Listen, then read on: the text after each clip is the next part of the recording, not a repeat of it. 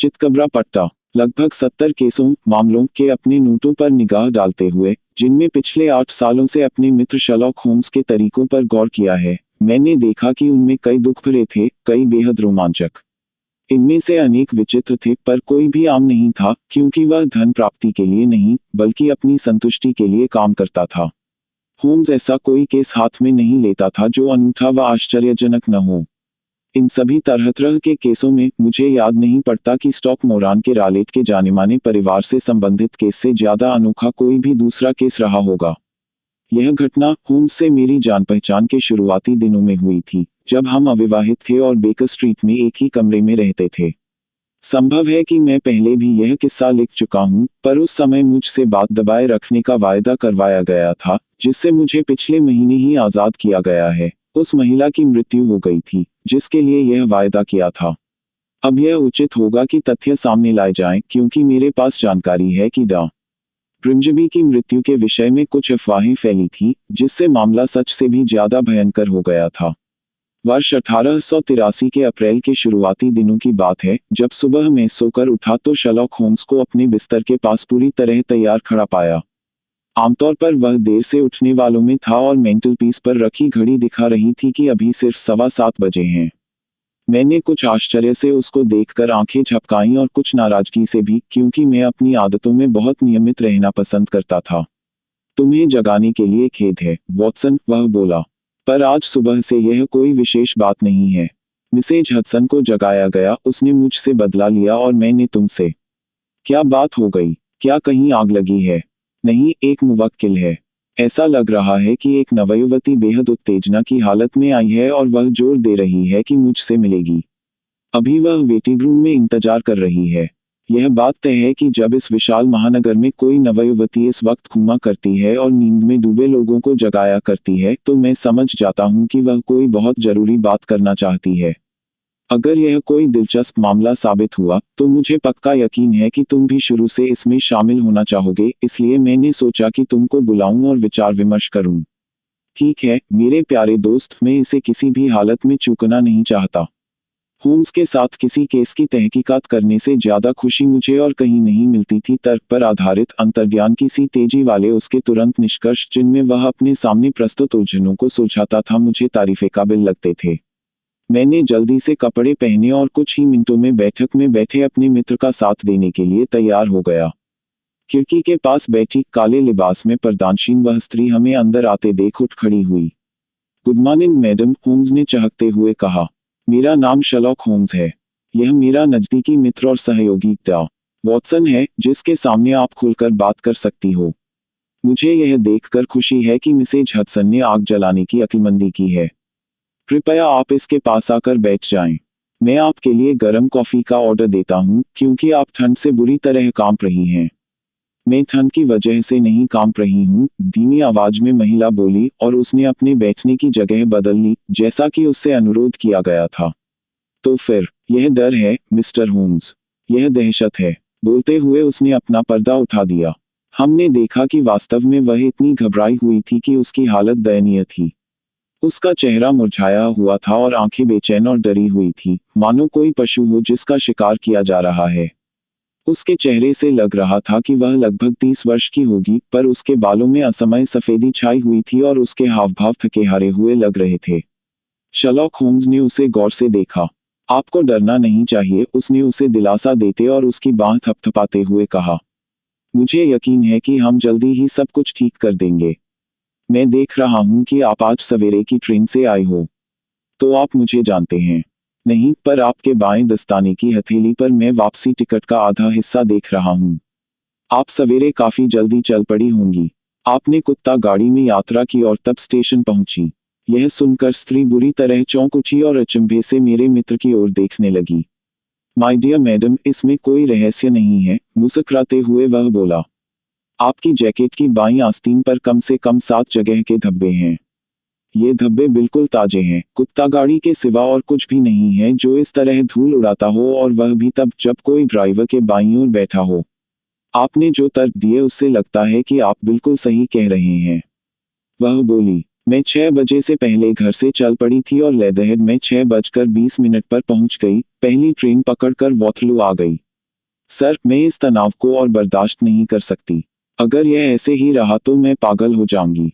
मैं किसी से मदद नहीं ले सकती सिवाय एक इंसान के, और वह भी बेचारा मुझे ज्यादा मदद नहीं दे सकता। मैंने आपके बारे में सुना है मिस्टर होम्स, मैंने आपके बारे में मिसेज फेरेंटोश से सुना था, जिसकी आपने तब मदद की थी जब उसे आपकी सख्त जरूरत थी। उसी से मुझे आपका पता मिला था। ओह सर, क्या आपको यह नहीं लगता कि आप मेरी भी मदद कर सकेंगे, या कम से कम उस अंधेरे पर कुछ रोशनी डालेंगे जो मुझे घेरे हुए है? फिलहाल मेरी इतनी हैसियत नहीं है कि आपकी मदद की मैं आपको फीस दे सकूं, पर महीने डेढ़ महीने में मेरी शादी हो जाएगी और मेरे पास कुछ रुपए आ जाएंगे, तो मैं आपकी फीस चुका दूंगी। होम डेस्क की ओर मुड़ा और उसका ताला खोलते हुए एक केस बुक निकाल ली। फिर उसके पेज पलटने लगा। फेरेंटोश, वह बोला, ओ हाँ, मुझे वह केस याद आ गया है। वह एक पोल की रत्न से बने मुकुट से संबंधित था। मेरे ख्याल से वह तुम्हारे समय से पहले था, वॉटसन। मैं इतना ही कह सकता हूँ मैडम कि मुझे आपका केस सुलझाने में उतनी खुशी होगी जितनी आपकी दोस्त के लिए हुई थी।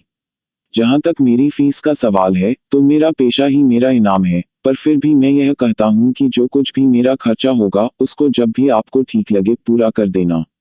अब मैं चाहता हूँ कि आप हमारे सामने सारे हालात बताओ जिससे हमें मामले के बारे में राय बनाने में मदद मिल सके।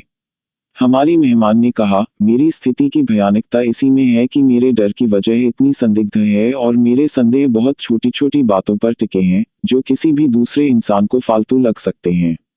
यहाँ तक कि वह शख्स भी यही सोचता है कि मैं जो कुछ सोच रही हूँ वह एक घबराई स्त्री की कल्पना है जिस शख्स की ओर मदद के लिए जाने का मुझे हक है। वह ऐसा कहता तो नहीं है, पर मुझे उसके दिलासा देते जवाबों और आंख चुराने के अंदाज से यह बात समझ में आ जाती है। पर मैंने सुना है मिस्टर होम्स कि आप मानव हृदय की दुष्टता में गहराई से झांक सकते हैं। आप मुझे सलाह दे सकते हैं कि मैं कैसे अपने ऊपर छाए खतरे के बीच सुरक्षित रह सकती हूँ। मैडम, मैं आपकी बातें बहुत ध्यान से सुन रहा हूँ, होम्स ने कहा। वह बोली, मेरा नाम हेलेन स्टोनर है और मैं अपने सौतेले पिता के साथ रह रही हूँ, जो इंग्लैंड के सबसे पुराने सैक्सन परिवार के आखिरी जीवित सदस्य हैं। यह परिवार इंग्लैंड की पश्चिमी सीमा पर स्टॉक मोरान के रालेट के नाम से जाना जाता है। एक समय में यह परिवार इंग्लैंड के सबसे अमीर परिवारों में गिना जाता था और इसकी जमीन की सीमाएं उत्तर में बर्कशायर और पश्चिम में हैम्पशायर तक फैली थी। परंतु पिछली शताब्दी में एक के बाद एक 4 पीढ़ियों के सदस्य अय्याश निकले और रीजेंसी के दिनों में परिवार में एक जुआरी के होने से परिवार पूरी तरह बर्बाद हो गया। कुछ एकड़ जमीन और 200 साल पुराने घर के अलावा कुछ भी नहीं बचा, और वह भी बुरी तरह गिरवी है। आखिरी मालिक ने जैसे तैसे वहां अपना जीवन काटा, एक अमीर कंगाल की तरह, पर उसके इकलौते बेटे मेरे सौतेले पिता ने यह देखकर कि उनको इन नए हालातों से समझौता करना है, एक रिश्तेदार से कर्ज ले लिया जिसकी बदौलत वह मेडिकल डिग्री हासिल कर सके और कोलकाता चले गए। वहां अपने हुनर और चरित्र के बल पर उन्होंने बढ़िया प्रैक्टिस जमा ली, पर घर में हुई कुछ डकैतियों के कारण क्रोध के आवेश में उन्होंने अपने बटलर को पीट कर मार डाला, जो भारतीय था। इससे जैसे तैसे वह मौत की सजा से बाल बाल बच गए, पर उन्हें लंबी कैद की सजा सुनाई गई। इसके बाद वह बेहद मायूस और निराश इंग्लैंड लौट आए। जब डा रालेट भारत में थे तब उन्होंने मेरी मां से शादी की, Mrs Stoner, major general Stoner की युवा विधवा, जो बंगाल आर्टिलरी में कार्यरत थे।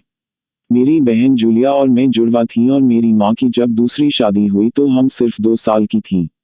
उनके पास काफी पैसा था। जब हम डा रालेट के साथ रहने लगे तो उन्होंने यह सारी रकम डॉक्टर को सौंप दी, इस शर्त के साथ कि हम दोनों को शादी के बाद इस रकम का निर्धारित हिस्सा सालाना दिया जाएगा। हमारे इंग्लैंड लौटने के कुछ समय के बाद ही हमारी माँ चल बसी। वह 8 साल पहले क्रियू के पास हुई एक रेलवे दुर्घटना में मारी गई थी। डा रालेट ने फिर लंदन में अपनी प्रैक्टिस जमाने का विचार छोड़ दिया और हमें अपने साथ स्टॉक मोरान के पुराने पुश्तैनी मकान में रहने के लिए ले गए। मेरी माँ ने जो रकम छोड़ी थी वह हमारी जरूरतों के लिए काफी थी और हमारी खुशियों में कोई रुकावट नजर नहीं आ रही थी। पर इसी समय के आसपास हमारे सौतेले पिता में भयानक बदलाव दिखाई देने लगा। पड़ोसियों के साथ दोस्ती बनाने और उनके यहाँ आने जाने के बजाय, जो पहले पहल स्टॉक मोरान के एक रालेट को देखकर बड़े खुश हुए थे, उन्होंने अपने को घर में बंद कर लिया और बहुत ही कम बाहर जाने लगे, और जब भी जाते तो जो भी रास्ते में आता उससे मारपीट करने लगते। इस परिवार के पुरुषों में पागलपन की हद का क्रोध खानदानी है, और मुझे लगता है कि मेरे सौतेले पिता के मामले में गर्म जगहों में रहने की वजह से यह और भी बढ़ गया है। शर्मनाक झगड़ों का एक क्रम चला, जिनमें से 2 मामले कचहरी में खत्म हुए। आखिर में गांव के लोग उनके नाम से भागने लगे क्योंकि वह काफी ताकतवर इंसान हैं और उनका अपने गुस्से पर बिल्कुल भी काबू नहीं है। पिछले हफ्ते उन्होंने गांव के लोहार को एक नदी में फेंक दिया और लोगों के गुस्से से बचने के लिए मुझे उसकी बहुत बड़ी रकम चुकानी पड़ी। उनका कोई मित्र नहीं है सिवा घूमते हुए कंजरों के। उन्होंने इन जैसे आवारा लोगों को परिवार की जायदाद की कुछ एकड़ जमीन पर अपने तंबू लगाने की इजाजत दी हुई है।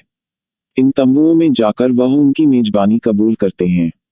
कभी कभी हफ्तों तक लगातार वह इन लोगों के साथ घूमते रहते हैं। उन्हें भारत के पशु भी बहुत अच्छे लगते हैं। ये पशु उन्हें किसी जानने वाले ने उनको भेंट में भेजे थे।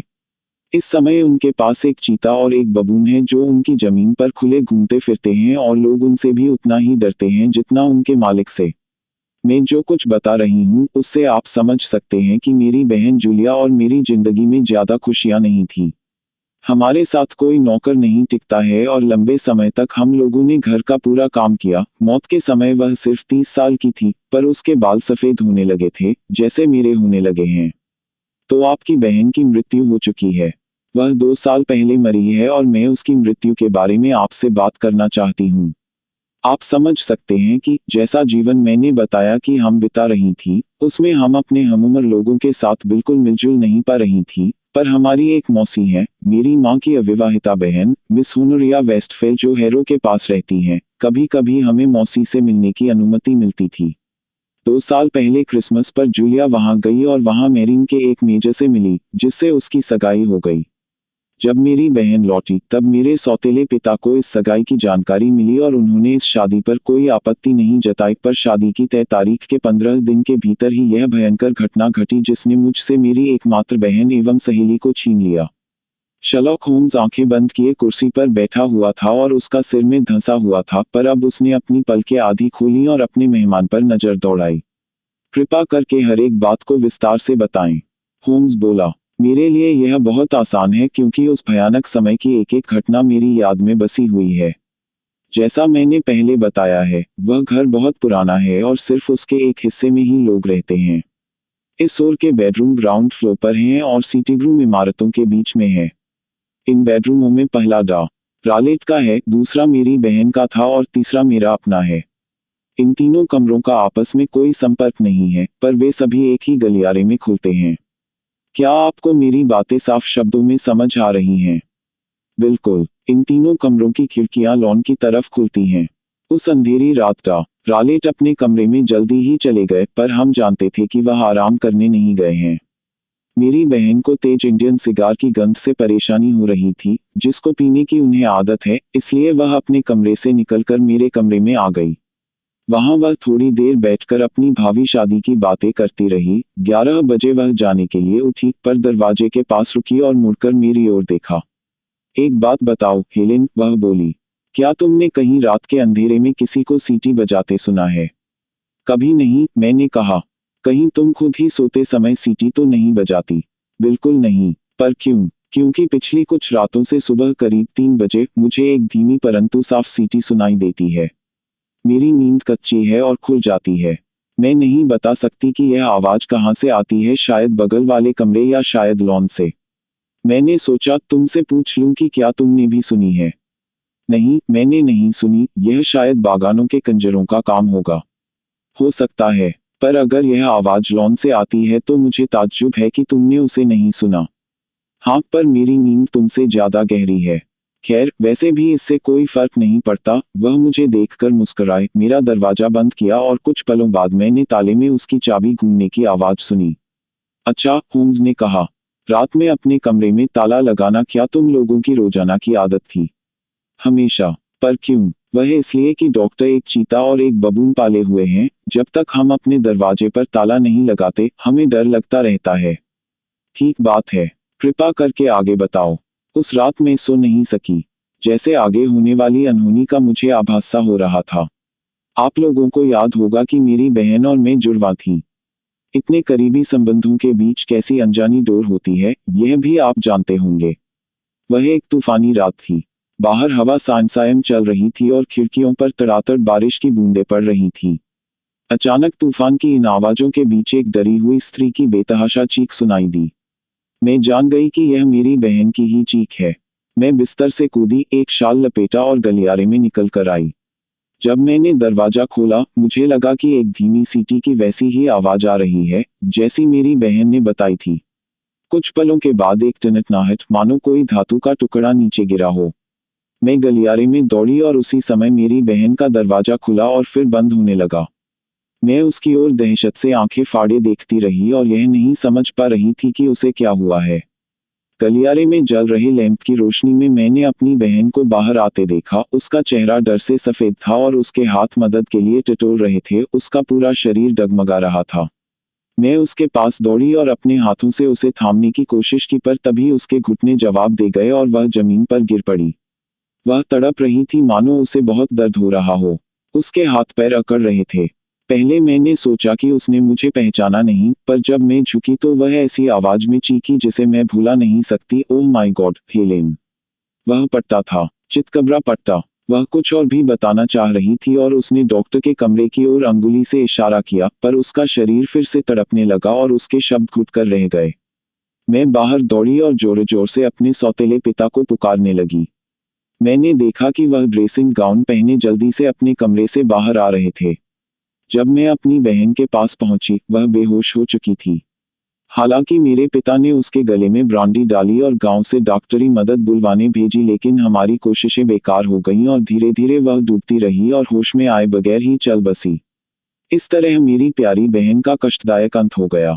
एक सेकंड, होम्स ने कहा, वह सीटी और किसी धातु के गिरने की आवाज क्या आपने सचमुच सुनी थी? क्या आप पक्के यकीन के साथ कह सकती हो? पूछताछ के समय पुलिस ने भी मुझसे यही पूछा था। मुझे पूरी तरह लगता है कि मैंने सुनी थी, पर आंधी तूफान के बीच और चरमराते हुए पुराने घर में, हो सकता है मुझे धोखा हुआ हो। क्या आपकी बहन ने कपड़े पहने हुए थे? हाँ, वह अपनी नाइट ड्रेस में थी। उसके दाएं हाथ में जली माचिस की तीली का हिस्सा और बाएं में माचिस की डब्बी थी। इसका मतलब उसने रोशनी जलाकर इधर उधर देखा जब यह घटना हुई। यह जरूरी बात है। और पुलिस ने क्या अंदाज लगाया? पुलिस ने केस की बड़े ध्यान से छानबीन की, क्योंकि उस इलाके में डा रालेट अपने बुरे व्यवहार के लिए बदनाम थे, पर फिर भी पुलिस को मौत की कोई संतोषजनक वजह समझ में नहीं आई। मेरी गवाही से पता चला कि दरवाजा अंदर से बंद था और खिड़कियां भी पुराने जमाने के शटर लगाकर चौड़ी लोहे की छड़ों से बंद थीं। दीवारों की भी ध्यानपूर्वक पड़ताल की गई और पाया गया कि वे भी चारों ओर से ठोस हैं, और फर्श का मुआयना करने पर भी यही पाया गया। चिमनी चौड़ी है, पर ऊपर से 4 बड़े कुंडों से बंद थी। यह तय है कि मेरी बहन उस वक्त बिल्कुल अकेली थी जब मौत उसके पास आई। उसके शरीर पर चोट के निशान भी नहीं थे। जहर के बारे में आपको क्या लगता है? डॉक्टरों ने इसका परीक्षण भी किया था, पर कोई परिणाम नहीं निकला। तो फिर आपको क्या लगता है कि इस बेकसूर स्त्री की मौत की क्या वजह हो सकती है? मेरा विश्वास है कि वह सिर्फ दहशत और घबराहट से मरी है। हालांकि मैं सोच भी नहीं पा रही कि उसको किस चीज से इस कदर डर लगा होगा। क्या उस वक्त बागानों में कंजर मौजूद थे? हाँ, वहां पर हमेशा कुछ न कुछ कंजर रहते ही हैं। ओह, और चितकबरे पट्टे के बारे में सुनकर आपको क्या समझ में आया? कभी कभी मुझे लगा है कि वह बेहोशी में की गई बेमतलब बात थी। कभी लगता है कि किसी के बारे में बता रही है, शायद बागानों के इन्हीं कंजरों के बारे में हो सकता है। उसका मतलब उन चितकबरे रूमालों से था जिन्हें ये लोग सिर पर बांधते हैं। होम्स ने उस व्यक्ति की तरह सिर हिलाया जिसे संतोष नहीं हो पा रहा हो। इन बातों पर बहुत गहराई से सोचना पड़ेगा। वह बोला, अच्छा, अपनी बात पूरी करो। इस बात को हुए 2 साल बीत चुके हैं। मेरी जिंदगी में अकेलापन छाया हुआ था कि 1 महीने पहले मेरे एक नजदीकी दोस्त, जिसे मैं कई सालों से जानती हूँ, ने शादी के लिए मेरा हाथ मांगा है। उसका नाम आर्मिटेज है, पसी आर्मिटेज, रीडिंग के पास क्रेन वाटर के मिस्टर आर्मिटेज का दूसरा बेटा। मेरे सौतेले पिता ने इस रिश्ते पर कोई एतराज नहीं किया है और हम अगले बसंत पर शादी करने जा रहे हैं। 2 दिन पहले इमारत के पश्चिमी हिस्से में बेडरूम की दीवार तोड़ी गई, जिसकी वजह से मुझे उस कमरे में जाना पड़ा जिसमें मेरी बहन की मृत्यु हुई थी और उसी बिस्तर पर सोना पड़ा जिस पर वह सोई थी। तो फिर कल्पना करें कि मुझे कितना डर लगा होगा। पिछली रात जब मैं लेटी थी और बेमौत मरी अपनी बहन के बारे में सोच रही थी कि अचानक रात के सन्नाटे में मुझे वही धीमी सीटी सुनाई दी जो बहन की मौत का कारण बनी थी। मैं जल्दी से उठी और लैंप जलाया, पर कमरे में कुछ भी नहीं दिखाई पड़ा। मैं बुरी तरह घबरा गई थी और फिर लेट नहीं पाई, इसलिए मैंने कपड़े पहने और जैसे ही दिन निकला, मैं बाहर आई और क्राउन इन से कुत्ता गाड़ी पकड़कर लेदहेड आई। वहां से मैं सवेरे यहाँ आई हूँ ताकि आपसे मिलूं और आपकी राय लूं। आपने अक्लमंदी की है, डॉ. वॉटसन बोला, पर क्या आपने मुझे सारी बात बता दी है? हाँ, सारी। मिस रालेट, आपने ऐसा नहीं किया है। आप अपने सौतेले पिता को बचाने की कोशिश कर रही हैं। क्यों, आप क्या कहना चाह रहे हो? जवाब में होम्स ने उस मेहमान के घुटने पर रखे हाथ पर से काले लेस की झालर थोड़ी पीछे सरकाई। आपको बेरहमी से रखा गया है, होम्स ने कहा। महिला का चेहरा लाल हो गया और वह अपनी चोट लगी कलाई को छिपाने की कोशिश करने लगी। वह कठोर आदमी है, वह बोली, और शायद आपको मालूम नहीं है कि वह कितने ताकतवर हैं। एक लंबी चुप्पी छाई रही, जिसके दौरान होम्स ने थोड़ी हाथ पर टिकाए और चटकती आग को देखने लगा। यह बहुत गहरा मसला है, आखिर में वह बोला, 1000 छोटी छोटी बातें हैं जिनको मैं जानना चाहता हूँ। इसके पहले कि मैं अपना काम शुरू करूं, फिर भी हम एक पल नहीं खो सकते। अगर हम आज स्टॉक मोरान आते हैं, तो क्या यह संभव होगा कि आपके सौतेले पिता की जानकारी के बगैर हम वे कमरे देख सकें? दरअसल पिताजी कह रहे थे कि वह किसी जरूरी काम से आज शहर जाएंगे। हो सकता है कि पूरा दिन बाहर ही रहें। ऐसा कुछ भी नहीं होगा जो आप लोगों के काम में अड़चन डाले। हमारे पास अब केवल हाउसकीपर है, पर वह बूढ़ी और मूर्ख है। उसे मैं आसानी से अपने रास्ते से हटा सकती हूँ। बहुत बढ़िया। तुमको इसमें कोई एतराज तो नहीं है, वॉटसन? बिल्कुल नहीं। फिर हम दोनों आएंगे। आप खुद क्या करेगी? अब जब मैं शहर में हूँ ही तो एक दो काम निपटा लूंगी, पर मैं 12 बजे वाली ट्रेन से लौट जाऊंगी, जिससे आप लोगों के आने तक पहुंच सकूं। हम दोपहर शुरू होते ही पहुंच जाएंगे। मुझे खुद भी एक दो छोटे मोटे काम निपटाने हैं। क्या आप रुककर नाश्ता नहीं करेगी? नहीं, मुझे जाना चाहिए। जब से मैंने अपने मन की बात आप लोगों को बताई है, मैं बहुत हल्का महसूस कर रही हूँ। मैं दोपहर में आप लोगों से फिर से मिलने का इंतजार करूंगी। उसने अपना काला पर्दा चेहरे पर डाला और कमरे से चली गई। और तुम इस सब के बारे में क्या सोच रहे हो, वॉटसन? शर्लॉक होम्स ने कुर्सी पर बैठते हुए पूछा। मुझे यह बहुत पेचीदा और भयानक माजरा दिखाई दे रहा है। पेचीदा भी है और भयानक भी। अगर महिला की यह बात सही है कि फर्श और दीवारें ठोस हैं और दरवाजे, खिड़की और चिमनी से कोई आ नहीं सकता, तो उसकी बहन मौत के वक्त निस्संदेह अकेली ही थी। तो फिर रात में बजने वाली सीटियों की क्या वजह है और मरते समय उसने रहस्यमय शब्द क्यों कहे थे?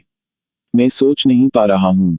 अगर हम रात की सीटियों, कंजरों की उपस्थिति जो बूढ़े डॉक्टर के करीबी हैं, इन सब पर सोचे, तो हमारे पास सोचने का यह कारण है कि अपनी सौतेली बेटी की शादी को रुकवाने में डॉक्टर को ही फायदा होता दिखाई देता है। मरते समय जूलिया द्वारा किसी का जिक्र करना, मिस हेलेन स्टोनर को किसी धातु के गिरने की आवाज सुनाई देना, जो हो सकता है कि खिड़की खोलने से हुई हो, इन सभी बातों से मुझे लगता है कि यह समझने की अच्छी वजह है कि रहस्य इन्हीं दिशाओं में खुलेगा। पर फिर कंजरों ने क्या किया होगा? मैं फिलहाल सोच नहीं सकता। मुझे इस बात में कई एतराज हैं। और मुझे भी। यही वजह है कि हम आज स्टॉक मोरान जा रहे हैं। मैं चाहता हूं कि हम सारे तथ्यों को नापतोल कर देखें और पता करें कि यह शैतान कौन है। यह आखिरी बात मेरे मित्र ने इसलिए कही थी क्योंकि हमारे दरवाजे पर अचानक कोई आ धमका था। उसके कपड़ों से लग रहा था कि वह पेशेवर भी है और किसान भी। एक काला टॉप हैट, लंबा फ्रॉक कोट, एक जोड़ी ऊंचे गैटर और हाथ में चाबुक। वह इतना लंबा था कि उसका हेड दरवाजे की चौखट पर अड़ रहा था और चौड़ा इतना कि पूरे दरवाजे में खड़ा था। उसका बड़ा चेहरा, जिसमें हजारों झुर्रियां थीं और जो धूप से झुलसा हुआ था और जिस पर हर प्रकार की दुष्टता झलक रही थी। वह गहरी, गुस्से से लाल आंखों से मुझे देख रहा था। ऊंची पतली मांसरहित नाक से वह वहशी शिकारी पक्षी सा दिखाई दे रहा था। तुम में से होम्स कौन है? उस व्यक्ति ने पूछा। मेरा नाम है सर, मेरे मित्र ने शांत भाव से कहा। मैं डॉ. प्रिंजबी रालेट हूँ, स्टॉक मोरान का। अच्छा डॉक्टर, होम्स ने सपाट आवाज में कहा। कृपया कुर्सी ले लो। नहीं, धन्यवाद। मेरी सौतेली बेटी यहाँ आई थी। मैंने उसका पीछा किया है। वह तुमसे क्या कह रही थी? इस समय काफी ठंड है, होम्स ने कहा। वह तुमसे क्या कह रही थी? बूढ़ा आदमी गुस्से में चिल्लाया। पर मैंने सुना है कि इस बार मौसम ठीक रहेगा। मेरा मित्र फिर से शांत भाव से बोला। अच्छा, तुम मुझे टालना चाहते हो? हमारे नए मेहमान ने कहा। वह एक कदम आगे बढ़ा और अपना चाबुक लहराने लगा। मैं जानता हूं कि तुम कौन हो। मैं पहले भी तुम्हारे बारे में सुन चुका हूं। तुम होम्स हो, दूसरों के मामले में टांग अड़ाने वाले। मेरा दोस्त मुस्कुराने लगा। होम्स अड़ंगेबाज। होम्स की मुस्कान और फैल गई। होम्स स्कॉटलैंड यार्ड का गुलाम। होम्स दिल खोलकर हंस पड़ा। आपकी बातचीत बड़ी दिलचस्प है। वह बोला, जब आप जाएं तो दरवाजा बंद कर दें क्योंकि बहुत ठंड पड़ रही है। मैं तब जाऊंगा जब अपनी पूरी बात कह लूंगा। मेरे मामलों में टांग अड़ाने की जुर्रत मत करना। मैं जानता हूं कि मिस स्टोनर यहाँ आई थी, मैं उसे ढूंढते हुए यहाँ पहुंचा हूँ। दुश्मनी पालने में मैं बहुत खतरनाक आदमी हूँ। यह देखो। वह फुर्ती से आगे बढ़ा और एक छड़ी उठाई और अपने बड़े बड़े हाथों से उसे मोड़ दिया। देखो, मेरे शिकंजे से खुद को बचाए रखना, वह गुर्राया। उसने मुड़ी हुई छड़ी अंगीठी में फेंकी और बाहर चला गया।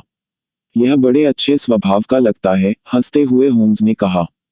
मैं इतना लंबा चौड़ा नहीं हूँ, पर अगर वह यहीं रहता तो मैं दिखला देता कि मेरी पकड़ उससे कमजोर नहीं है। बोलते हुए उसने स्टील की छड़ी उठाई और एक झटके में उसे सीधा कर दिया। जरा सोचो, उसकी इतनी हिम्मत कि मुझे बाकी जासूसों की पंक्ति में खड़ा करे। इस घटना से हमारी पड़ताल को और मदद मिलेगी। मैं बस यही मना रहा हूँ कि हमारी बेसहारा दोस्त मिस स्टोनर को इसकी बेवकूफ़ी का नतीजा न भुगतना पड़े, क्योंकि इस दरिंदे को पता लग गया है कि वह यहाँ आई थी। अब वॉटसन, हम नाश्ता मंगवाते हैं और फिर मैं डॉक्टरों के पास जाऊंगा जहां हमें ऐसी जानकारी मिल सकती है जो इस मामले में हमारी मदद करेगी। शर्लॉक होम्स जब लौटा तो लगभग 1 बज रहा था। उसके हाथ में एक नीला कागज था जिस पर काफी कुछ लिखा हुआ था।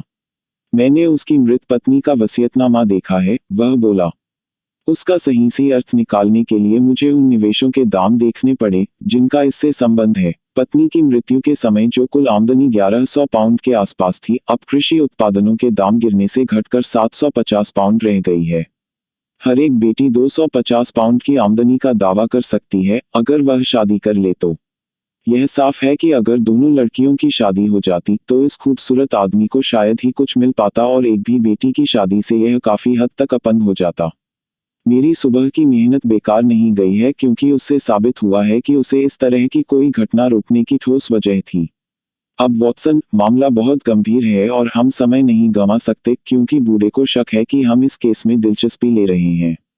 अगर तुम तैयार हो तो हम टैक्सी लेकर वॉटरलू चलते हैं। अच्छा होगा कि तुम अपनी जेब में रिवॉल्वर रख लो, एली नम। दो उन सज्जनों के लिए ठीक रहती है जो स्टील के चिमटों को हाथ से टेढ़ा कर सकते हैं, और एक टूथब्रश भी।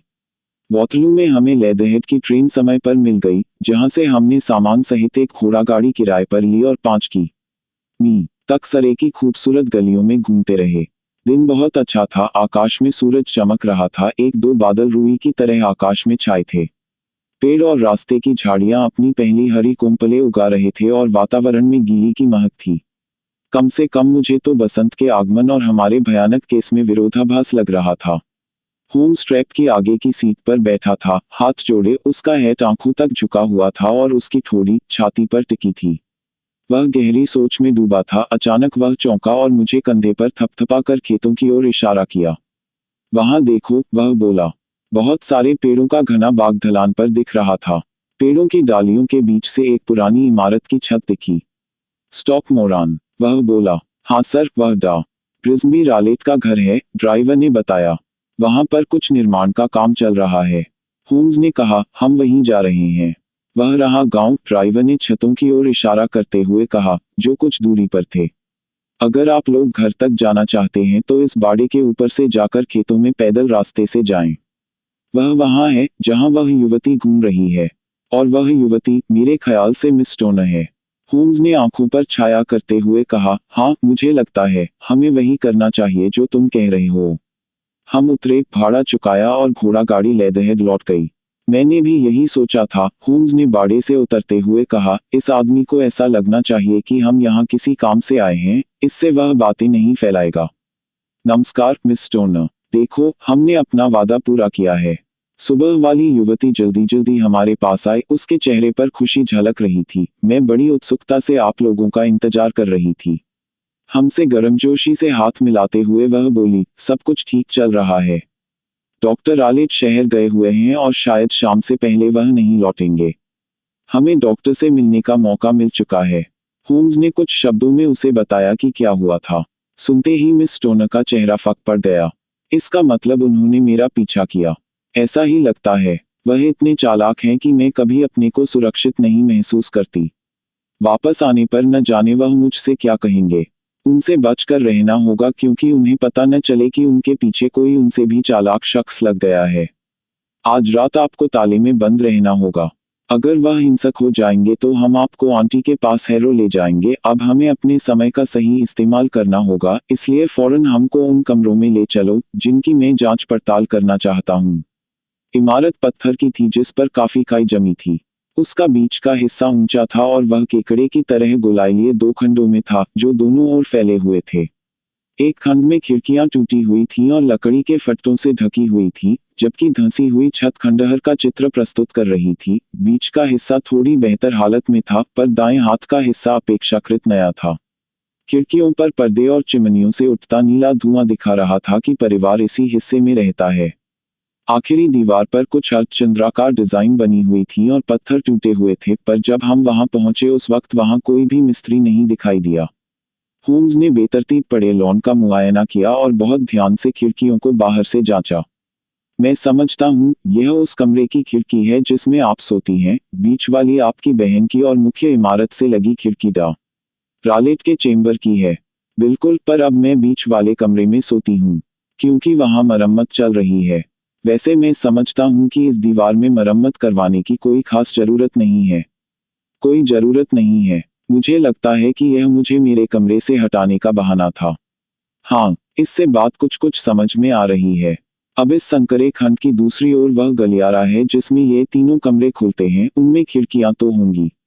हाँ, पर बहुत छोटी छोटी, इतनी छोटी कि कोई उनमें से आ जा नहीं सकता। क्योंकि आप दोनों रात में अपने अपने कमरों में ताला लगाती थी, तो इस तरफ से कोई नहीं आ सकता था। अब अपने कमरे में जाओ और खिड़कियों के शटर बंद कर दो। मिस स्टोनर ने ऐसा ही किया। खुली हुई खिड़की से बारीक पड़ताल करते हुए उसने हर तरह से दरवाजा खोलने की कोशिश की, पर खोल नहीं पाया। कोई भी ऐसी जगह नहीं थी जिसमें चाकू डालकर खिड़की का दरवाजा खोला जा सके। फिर अपने लेंस के जरिए उसने चूलों की पड़ताल की, पर वे भी ठोस लोहे के थे और मजबूती से पत्थर में गड़े हुए थे। हम उलझन से अपनी थोड़ी खुजाता हुआ वह बोला, मैं जो सोच रहा था उसमें कुछ मुश्किल आ रही है। अगर ये शटर बंद हों तो इनमें से कोई नहीं आ सकता। खैर, देखते हैं कि कमरे के अंदर जाकर शायद कुछ समझ में आए। किनारे पर बने एक छोटे से दरवाजे से हम उस गलियारे में आए जिसमें तीनों कमरे खुलते थे। होम्स ने पहले कमरे की जांच करने से मना कर दिया, इसलिए हम फौरन दूसरे कमरे में आ गए जिसमें मिस स्टोनर आजकल सोती थी और जिसमें उसकी बहन की मौत हुई थी। यह एक छोटा सा कमरा था जिसकी छत नीची थी और उसमें पुराने घरों की तरह एक फायरप्लेस भी था। लकड़ी की दराजों का एक बक्सा कोने में था। दूसरे कोने में पतला सा सफेद पलंग और खिड़की की बाईं ओर एक ड्रेसिंग टेबल थी। इन्हें और बांस की दो कुर्सियों को ही कमरे का फर्नीचर कह सकते थे। इसके अलावा कमरे के बीचों बीच एक चौकोर विल्टन का कालीन था। कमरे की लकड़ी और दीवारों की पैनलिंग सड़ी गली थी और वहां कीड़ों की भरमार थी। लग रहा था कि घर बनने के समय से यही लगी हुई थी। होम्स ने एक कुर्सी खींची और एक कोने में चुपचाप बैठ गया, जबकि उसकी आंखें कमरे के चारों ओर, ऊपर नीचे और उसकी हर बारीकी को गौर से देख रही थी। इस घंटी का किससे संपर्क है? आखिर में उसने घंटी की मोटी रस्सी की ओर इशारा करते हुए पूछा, जो पलंग तक नीचे लटक रही थी और जिसका फूंदना तकिए पर टिका था। यह हाउसकीपर के कमरे तक जाती है। यह कमरे की बाकी चीजों से ज्यादा नई लग रही है। हाँ, यह 2 साल पहले ही लगाई गई थी। शायद तुम्हारी बहन ने इसकी फरमाइश की होगी। नहीं, मैंने कभी उसे इसको काम में लाते नहीं सुना। हम जो कुछ चाहती थी अपने आप ही लाती थी। वास्तव में इतनी अच्छी घंटी की रस्सी यहाँ पर लगाना बेकार है। मुझे कुछ मिनटों का समय दो जिससे मैं यहाँ के फर्श की जांच कर लूँ। वह लेंस हाथ में लिए मुंह के बल फर्श पर लेट गया और घुटनों के बल यहाँ वहाँ चलता फर्श के बीच की दरारों की जांच करने लगा। फिर उसने कमरे की लकड़ी की भी जांच की। फिर वह खड़ा होकर पलंग तक आया और कुछ समय उसकी ओर घूरते हुए बिताया और दीवार को ऊपर से नीचे तक देखता रहा। आखिर में उसने रस्सी हाथ में ली और उसको झटका दिया। अरे, यह तो नकली है, वह बोला। क्या यह बजेगी नहीं? नहीं, यह तो किसी तार से भी नहीं जुड़ी है। यह तो बड़ी दिलचस्प बात है। अब तुम देख सकते हो कि ऊपर यह रोशनदान के पास एक हुक से बंधी हुई है। कितनी अजीब बात है, मैंने पहले कभी गौर ही नहीं किया। बहुत अजीब, रस्सी खींचते हुए होम्स ने कहा। इस कमरे के बारे में एक दो बातें खास हैं, जैसे कि इस इमारत को बनाने वाला बिल्डर कितना बेवकूफ था कि रोशनदान दूसरे कमरे में खोले, जबकि इतनी ही मेहनत में वह बाहर की हवा से संपर्क कर सकता था। यह बात भी नहीं है, युवती बोली। यह रोशनदान उसी समय बनाया होगा जब यह घंटी लगी थी। होम्स ने टिप्पणी की। हाँ, उस समय कई छोटे मोटे बदलाव किए गए थे। ये सभी बदलाव दिलचस्प हैं, नकली घंटी की रस्सी और रोशनदान जिससे ताजी हवा नहीं आती। तुम्हारी अनुमति से मिस स्टोनर, अब हम अंदर वाले कमरे की जांच करेंगे। डॉ. प्रिम्जबी रालेट का कमरा सौतेली बेटियों के कमरों से बड़ा था, पर उसका फर्नीचर सादा था। एक कैंप बेड, एक छोटा लकड़ी का शेल्फ जिसमें किताबें भरी हुई थी, जो ज्यादातर तकनीकी विषयों पर थी। बेड के पास एक आराम कुर्सी, दीवार के सहारे एक सादी लकड़ी की कुर्सी, एक गोल मेज और एक बड़ी सी लोहे की सेफ थी। वह धीरे से कमरे में घूमता रहा और हर चीज को बेहद दिलचस्पी से देखता रहा। इसके अंदर क्या है? सेफ पर थपथपाते हुए उसने पूछा। मेरे सौतेले पिता के बिजनेस के कागजात। ओह, तो आपने इसे अंदर से देखा हुआ है? सिर्फ एक बार, कुछ साल पहले। मुझे याद है तब यह कागजों से भरा था। जैसे कि इसमें बिल्ली तो नहीं है? नहीं, कितनी विचित्र बात कर रहे हैं। तो इसको देखो। उसने दूध का छोटा कटोरा उठाया जो उसके ऊपर रखा हुआ था। नहीं, हम बिल्ली नहीं पालते, पर यहाँ एक चीता और एक बबून है। अरे हाँ, याद आया। पर चीता भी एक बड़ी बिल्ली ही तो है। फिर एक कटोरे दूध से उसको क्या संतोष हो सकता है? एक बात है जो मैं तय करना चाहता हूँ। वह लकड़ी की कुर्सी के पास उकड़ू बैठा और बड़े गौर से उस सीट की जांच की। धन्यवाद, सब बात साफ हो गई।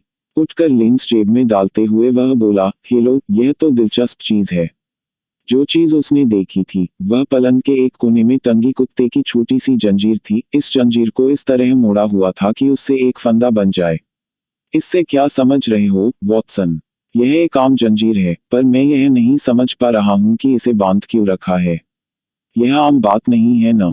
ओह, यह दुनिया बड़ी दुष्ट है, और जब एक होशियार आदमी जुर्म की दुनिया में आता है तो सबसे बुरी बात होती है। मैं समझता हूं कि मैंने अब काफी देख लिया है, मिस स्टोनर, और आप कहें तो हम बाहर लॉन में भी चलते हैं। मैंने अपने मित्र होम्स का चेहरा पहले कभी भी इतना गंभीर नहीं देखा था जैसा इस जांच के बाद। हमने लॉन के कई चक्कर काटे, न मैं और न मिस स्टोनर उसकी विचारधारा तोड़ना चाह रहे थे। आखिर उसने अपनी चुप्पी तोड़ी। यह बहुत जरूरी है मिस स्टोनर, आप हर तरीके से मेरी राय माने। उसने कहा, मैं बिल्कुल वैसा ही करूंगी। मामला बहुत गंभीर है और आपको बिल्कुल भी नहीं हिचकना है।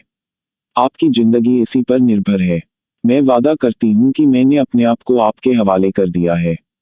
सबसे पहली बात तो यह है कि मेरे मित्र और मुझे आज की रात आपके कमरे में बितानी होगी।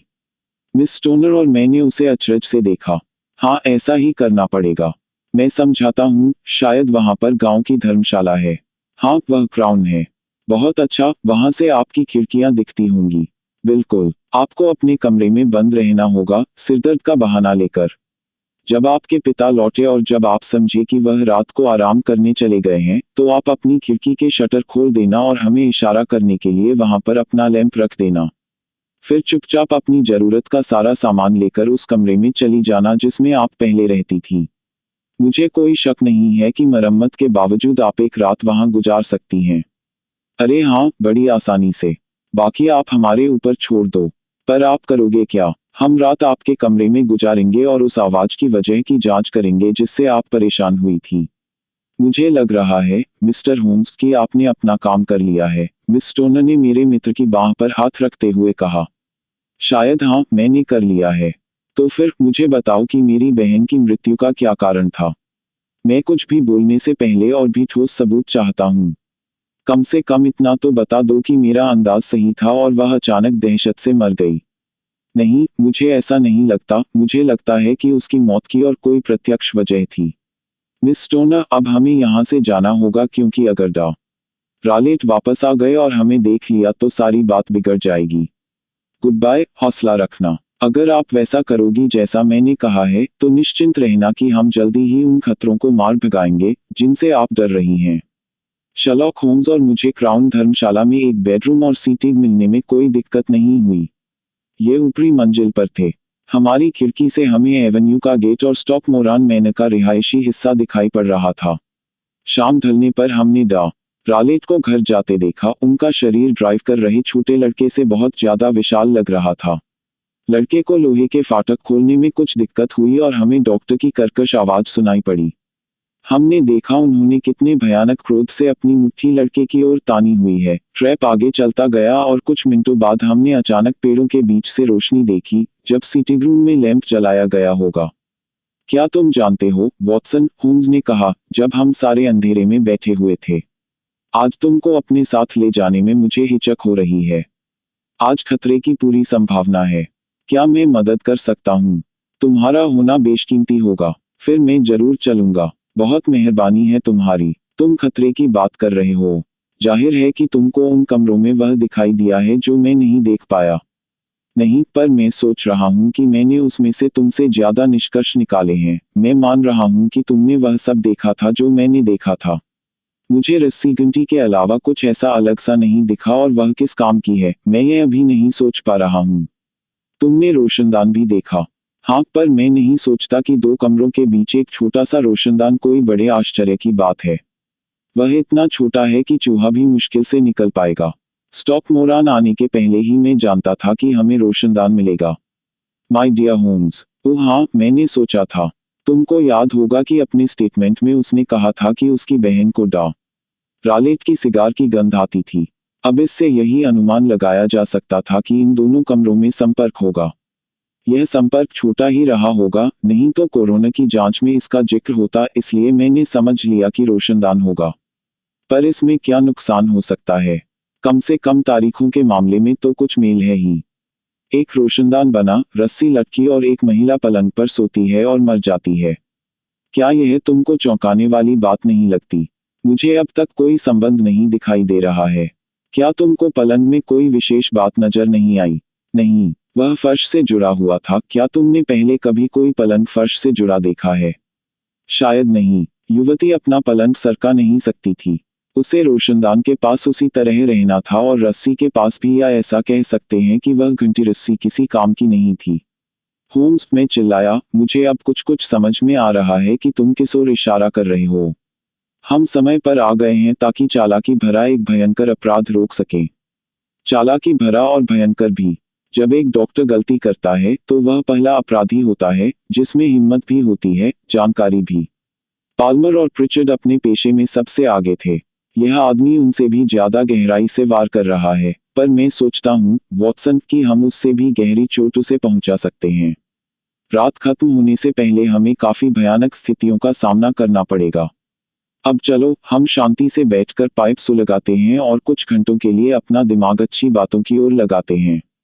9 बजे के आसपास पेड़ों के बीच से आ रही रोशनी गुल हो गई और मैनर हाउस की दिशा में अंधेरा छा गया। 2 घंटे धीरे धीरे बीत गए और फिर अचानक 11 का घंटा बजते ही एक रोशनी हमारे ठीक सामने चमकने लगी। वह हमारे लिए इशारा है, होम्स ने उछलकर खड़े होते हुए कहा, यह बीच वाली खिड़की से आ रहा है। जब हम बाहर निकले तो धर्मशाला के मालिक से कुछ बातें की। उसे बताया कि हम एक मित्र से मिलने इतनी रात में जा रहे हैं और हो सकता है हम रात वहीं बिताएं। कुछ देर में ही हम अंधेरी सड़क पर थे। हमारे चेहरों पर ठंडी हवा लग रही थी और हमारे सामने एक पीली रोशनी चमक रही थी कि हम अपना खतरनाक काम पूरा कर सकें। अंदर प्रवेश करने में खास दिक्कत नहीं हुई, क्योंकि पुराने पार्क की दीवार जगह जगह से टूटी हुई थी। पेड़ों के बीच से होते हुए हम लॉन तक पहुंचे और उसे पार करके खिड़की से अंदर जाने ही वाले थे कि झाड़ियों के बीच से एक मुड़ा-तुड़ा टेढ़ा-मेढ़ा सा बच्चा बाहर दौड़ा, जो घास पर लेटकर कुछ देर तड़पा और फिर अंधेरे में लॉन के पार भाग गया। अरे, यह क्या? मैं फुसफुसाया, तुमने देखा? इस समय होम्स भी उतना ही चौंक उठा था जितना मैं अपनी घबराहट में। उसका हाथ मेरी कलाई पर शिकंजे की तरह कस गया था। फिर वह धीरे से हंसा और अपने होंठ मेरे कान तक लाया। यह अच्छी गृहस्थी है, यह बबून था। मैं उन विचित्र जानवरों के बारे में भूल गया था जो डॉक्टर ने पाल रखे थे। एक चीता भी था, हो सकता है कि हम किसी भी पल उसे अपने कंधे पर पाएं। जब जूते उतारकर मैंने अपने को बेडरूम के अंदर पाया तो मुझे बड़ी राहत मिली। मेरे मित्र ने बगैर आवाज किए शटर बंद कर दिया, लैंप को मेज पर रखा और कमरे के चारों ओर नजर दौड़ाई। सब कुछ वैसा था जैसा हमने दिन में देखा था। फिर वह सरकता हुआ मेरे पास आया और हाथ से बिगुल सा बनाते हुए मेरे कान में धीरे से फुसफुसाया कि मुझे मुश्किल से उसकी बात समझ में आई। जरा सी भी आवाज हमारी योजना पर पानी फेर सकती है। मैंने सिर हिलाकर उसे जताया कि मैंने सुन लिया है। हमको बगैर रोशनी के बैठना होगा। रोशनदान से उसको रोशनी दिखाई पड़ सकती है। मैंने फिर सिर हिलाया। सोना मत, तुम्हारी जिंदगी इस पर निर्भर हो सकती है। अपनी पिस्तौल तैयार रखना कि कहीं हमें उसकी जरूरत न पड़ जाए। मैं बेड के इस किनारे पर बैठता हूँ और तुम उस कुर्सी पर बैठ जाओ। मैंने अपनी रिवॉल्वर निकाली और उसको मेज के किनारे रख दिया। होम्स एक लंबी पतली छड़ी लाया था और यह उसने अपने पास बेड पर रख ली। उसके पास ही उसने माचिस की डब्बी और मोमबत्ती भी रख ली। फिर उसने लैंप बुझाया और हम अंधेरे में बैठ गए। उस भयानक चौकसी को मैं कैसे भूल सकता हूँ। मुझे कोई आवाज सुनाई नहीं पड़ रही थी, सांस लेने की भी नहीं। फिर भी मैं जानता था कि मेरा मित्र आंखें खोले मुझसे 1-2 मीटर की दूरी पर बैठा है और वह भी उसी तनाव में है जिसमें मैं हूँ। खिड़की के शटर से बाहर की कोई रोशनी नहीं आ पा रही थी और हम घुप अंधेरे में इंतजार कर रहे थे। बाहर से किसी निशाचर पक्षी की कभी कभी चिल्लाहट सुनाई पड़ती थी और एक बार हमारी ही खिड़की पर बिल्ली की लंबी रुलाई सुनाई दी, जिससे पता चला कि चीता वास्तव में खुला घूम रहा है। दूर हमें चर्च की घड़ी की घंटी की आवाज सुनाई पड़ती थी जो हर 15 मिनटों में बज उठती थी। कितने लंबे लग रहे थे वे 15 मिनट। 12 का घंटा बजा, फिर 1, 2 और 3 का घंटा भी बजा, फिर भी हम चुपचाप यह देखने के लिए बैठे रहे कि क्या होने वाला है। अचानक रोशनदान की दिशा में एक क्षणिक रोशनी चमकी, जो तुरंत बुझ गई, पर उसके बाद जलते तेल और गर्म धातु की महक आई। पड़ोस के कमरे में किसी ने ढकी हुई लालटेन जलाई थी। मैंने किसी के धीमे धीमे चलने की आवाज सुनी और फिर एक बार सन्नाटा छा गया। हालांकि महक तेज होती गई। आधे घंटे तक मैं कानों पर जोर देता रहा, फिर अचानक एक दूसरी आवाज साफ सुनाई दी, बहुत धीमी आवाज, मानो किसी केतली से धीरे धीरे भाप निकल रही हो।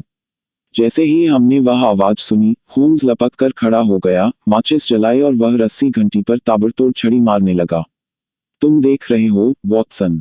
वह चिल्लाया। तुम देख रहे हो ना? पर मुझे कुछ नहीं दिखाई दिया। जिस पल होम्स ने रस्सी घंटी पर वार किया था, उसी समय मुझे एक धीमी सीटी की आवाज सुनाई दी, पर मेरी थकी हुई आंखों में कौंधती तेज रोशनी की वजह से मेरे लिए यह बताना नामुमकिन था कि वह क्या चीज थी जिसे मेरा मित्र इतनी बुरी तरह पीट रहा था। मैं देख रहा था कि उसका चेहरा सफेद पड़ गया था और वह भय और घृणा से भरा हुआ था। उसने रस्सी घंटी पर प्रहार करना बंद कर दिया और अब वह रोशनदान की ओर देख रहा था। तभी अचानक रात के सन्नाटे में मैंने ऐसी भयानक चीख सुनी, जैसी मैंने आज तक नहीं सुनी थी। वह धीरे धीरे तेज होती गई, उसमें दर्द भी था, डर भी और गुस्सा भी, सभी भावों से मिलीजुली चीख थी। कहते हैं कि इस चीख से गांव और दूर पादरी के घर में सोते हुए लोग अपने बिस्तरों से उठ बैठे थे। हमारे दिलों में बर्फ जम गई थी और मैं खड़ा होम्स को ताक रहा था और वह मुझे, जब तक चीख की आखिरी प्रतिध्वनि उसी सन्नाटे में विलीन नहीं हो गई जिसमें से वह उठी थी। इसका क्या मतलब हो सकता है? उखड़ी सांसों से मैंने पूछा। इसका मतलब है कि सब कुछ खत्म हो चुका है, होम्स ने जवाब दिया, और इसी में सबकी भलाई है। अपनी पिस्तौल लो और हम रालेट के कमरे में चलते हैं। गंभीर चेहरा लिए उसने लैंप जलाया और आगे आगे गलियारे में चला। 2 बार उसने दरवाजे पर दस्तक दी, पर अंदर से कोई जवाब नहीं आया। फिर उसने हैंडल घुमाया और अंदर गया, मैं उसके ठीक पीछे, पिस्तौल हाथ में लिए। जो नजारा हमारी आंखों के सामने था, वह था, मेज पर एक लालटेन रखी थी जिसका शटर आधा खुला था, सेफ का दरवाजा खुला हुआ था। इस मेज के पास लकड़ी की कुर्सी पर ग्रिम्जबी रालेट बैठा था, एक लंबा रेसिन गाउन पहने, और उसकी नंगी एड़ियां नीचे दिख रही थी। पैरों में लाल रंग की टर्किश चप्पलें थी, उसकी गोद में वह लंबी रस्सी थी जो हमने सुबह देखी थी। उसकी ठोड़ी ऊपर की ओर उठी हुई थी और उसकी आंखें छत के कोने पर खौफनाक तरीके से जमी हुई थी। उसके माथे पर एक अजीब सा पीला था, जिस पर भूरे से धब्बे थे, जो उसके सिर के चारों ओर कसकर लिपटा हुआ था। जब हम कमरे में दाखिल हुए, वह न हिला, न कोई आवाज की। पट्टा, चितकबरा पट्टा, होम्स ने मेरे कान में कहा। मैंने एक कदम आगे बढ़ाया। एक क्षण में उसकी विचित्र पगड़ी हिलने लगी और के बालों के बीच से हमें दिखाई दिया कि वह एक जहरीले सांप की फूली हुई गर्दन और हीरे के आकार का सिर था। यह तो स्वाम्प एडर है, आश्चर्य से होम्स ने कहा। भारत का सबसे खतरनाक सांप, जिसके काटने से रालेट 10 सेकंड के अंदर ही मर गया है। सच है, हिंसा पलटकर हिंसा करने वाले पर ही वार करती है और किसी दूसरे के लिए खोदने वाला खुद ही उसमें गिर जाता है। इस सांप को इसकी मांद में वापस धकेलते हैं और फिर हम मिस स्टोनर को किसी सुरक्षित जगह ले जाएंगे। इलाके की पुलिस को खबर कर देंगे कि क्या हुआ है। बोलते बोलते उसने मृत आदमी की गोद से चाबुक लिया और उसका फंदा सांप की गर्दन में डालकर उसे डॉक्टर के सिर से खींचा और हाथ भर की दूरी रखते हुए उसे लोहे के सेफ में डालकर उसे बंद कर दिया। ग्रिम्जबी रालेट, स्टॉक मोरान वाले की मौत के असली तथ्य यही हैं। यह आवश्यक नहीं है कि मैं इस विवरण को और लंबा खींचूं, जो पहले ही काफी लंबा हो चुका है, और यह बताऊं कि हमने भयभीत युवती को सारा किस्सा कैसे सुनाया, कैसे हमने सुबह की गाड़ी से उसको उसकी मौसी के पास हैरो भेजा, कैसे जांच की धीमी गति के बाद यह फैसला आया कि डॉक्टर अपने खतरनाक पालतू सांप के साथ खेलते हुए मरा। जब हम अगले दिन वापस जा रहे थे तो शर्लॉक होम्स ने मुझे केस के उन पहलुओं के बारे में बताया जो मुझे मालूम नहीं थे। मैं एक बिल्कुल गलत नतीजे पर पहुंचा था, वह बोला, जिससे पता चलता है कि अपर्याप्त तथ्यों के साथ कोई राय बनाना कितना खतरनाक होता है। कंजरों की उपस्थिति और बेचारी लड़की ने जिस बैंड का जिक्र किया था, जो उसने निस्संदेह माचिस की रोशनी में देखा होगा, उससे मैं जांच की उल्टी राह पर चला गया था। मैं सिर्फ इस बात का श्रेय ले रहा हूं कि जैसे ही मुझे पता चला कि किसी दरवाजे या खिड़की से उस कमरे में रहने वाली के लिए कोई खतरा नहीं आया होगा, उसी वक्त मैंने अपनी राय बदल दी। जैसा मैं पहले बता चुका हूँ, मेरा ध्यान फौरन इस रोशनदान और रस्सी घंटी की ओर गया, जो बिस्तर पर लटकी हुई है। यह जानकर कि यह नकली है और पलंग फर्श से जुड़ा हुआ है, मुझे फौरन शक हुआ कि यह रस्सी मात्र साधन है किसी चीज को रोशनदान से पलंग तक आने का। मेरे मन में फौरन सांप का ख्याल आया, और जब मुझे पता चला कि डॉक्टर को भारत से जंगली प्राणी मिलते रहते हैं, मुझे लगा कि मैं सही दिशा की ओर जा रहा हूँ। पूरब में प्रशिक्षित किसी भी होशियार और दुष्ट आदमी को यह विचार आना ही था कि जहर के किसी ऐसे रूप को काम में लाया जाए जो किसी भी केमिकल टेस्ट से पकड़ा नहीं जा सके। यह जहर जल्दी असर करता है, यह बात भी उसे अच्छी तरह मालूम थी। जांचकर्ता बहुत ही ज्यादा पैनी नजर वाला हो तो ही समझ सकता कि सांप ने जहां काटा है, वहां पर दो छोटे छोटे काले निशान क्या हैं। फिर मुझे सीटी की बात याद आई। इससे पहले कि मृत युवती को सुबह की रोशनी दिखे, सांप को वापस अपने कमरे में बुलाना जरूरी था। उसने शायद उस दूध की मदद से सांप को इस तरह प्रशिक्षित किया था कि बुलाए जाने पर वह वापस आ जाए। वह जब ठीक समझता, सांप को रोशनदान से छोड़ देता, इस विश्वास से कि सांप रस्सी के नीचे रेंगता हुआ जाएगा और पलंग पर उतर जाएगा। वह युवती को काट भी सकता है, नहीं भी हो सकता है कि वह हफ्ते भर तक हर रात बच जाए, पर कभी न कभी तो वह शिकार हो ही जाएगी। उसके कमरे में जाने से पहले ही मैं सारी बातें समझ गया था। उसकी कुर्सी का मुआयना करने पर मैंने देखा कि वह उस पर खड़ा हुआ करता था, जो जरूरी था ताकि वह रोशनदान तक पहुंच सके। सेफ दूध का कटोरा और चाबुक का फंदा देखकर मेरे सारे शक दूर हो गए। मिस स्टोनर ने जो धातु की छनछनाहट सुनी थी, वह उसके पिता द्वारा सांप को अंदर फेंककर जल्दी से सेफ बंद करने से उठी थी। एक बार मैं सारी बातें समझ गया तो तुमको मालूम ही है कि उसे साबित करने के लिए मैंने क्या उपाय किया। मैंने सांप को फुफकारते सुना था, जो तुमने भी सुना होगा, और मैंने फौरन रोशनी जलाई और उस पर हमला किया। वह रोशनदान से चला गया और उसने अपने मालिक पर वार कर दिया, जो उस तरफ बैठा था। मेरी छड़ी के कुछ वार उसे लगे होंगे, जिससे उसका क्रोध जाग गया होगा। फिर उसने उस व्यक्ति को डस लिया जो सबसे पहले उसके सामने आया। इस तरह इसमें शक नहीं है कि अप्रत्यक्ष तौर पर मैं ही डा रालेट की मौत का जिम्मेदार हूँ, पर मैं यह नहीं कह सकता कि इससे मेरी सोच पर किसी तरह का बोझ पड़ेगा।